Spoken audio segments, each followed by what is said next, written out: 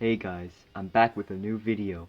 This time, instead of talking about three houses or Smash, I'll be talking about something completely different. This time, I'm talking about why the first main protagonist of JoJo's Bizarre Adventure, Jonathan Joestar, is a character I really like. Before I start, I just want to say that there will be spoilers for parts 1 to 7. A lot of people seem to forget about Jonathan, which really is kinda sad. Like, I get that objectively, Joseph, Giorno, and Johnny, and some of the other JoJos are all better characters, whether it's because of character development, an interesting story or goal, or because the character is simply entertaining. I think people need to give Jonathan some recognition.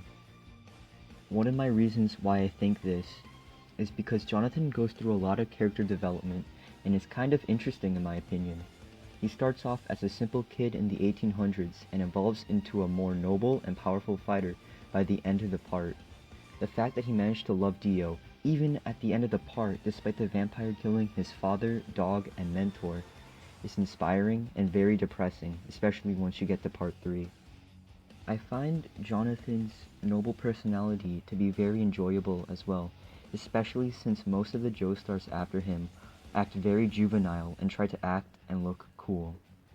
Despite getting only 9 episodes to himself, I think the viewer truly gets to see Jonathan grow throughout Phantom Blood.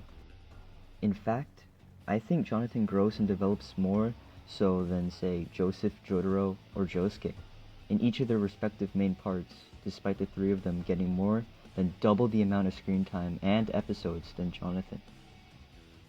These 3 characters are very static and barely change throughout their respective parts. There are also those people who claim that Jonathan just punches his problems away and he's not very fun to watch during battle scenes. I highly disagree with these people, and I feel like these people only seem to remember the fight against Bruford. Take one good look at the fight in episode 4 of part 1, one of my personal favorite fights in this series, because Jonathan fights against this supernatural monster with nothing but his wits. No Hamon, no stands, no spin, just Jonathan, Dio, and a burning mansion. The fight in Dio's castle also proves otherwise, since Jonathan uses his wits to come up with the ingenious plan to use Bruford's sword as a Hamon conduit, which countered Dio's freezing abilities. Jonathan also heavily impacts the whole story as well, though not as much as, say, Joseph or Jotaro. He is still very relevant.